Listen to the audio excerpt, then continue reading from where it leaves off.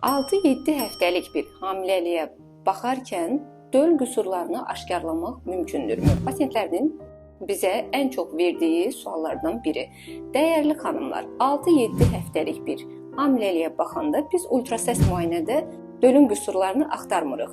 Bu həftələrində biz təyin edirik döl kisəsinin normal yerləşimli olub-olmadığını, yəni uşaqlıq içindədir, yoxsa uşaqlıqdan kənar bir hamiləlikdir ya yox, bunu təyin edirik.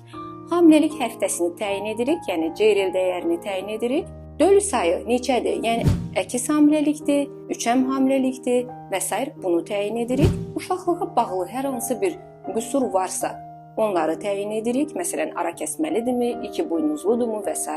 Və əlbəttə ki, 6-7 həftələr müddətində bizə lazım olan çox vacib kriteriyalardan biri də ultrasəs müayinədə dölün ürək döyüntüsünün tapılmasıdır. Bunlardan başqa ultrasəs müayinədə bu həftələrdə digər şeylər axtarılmır.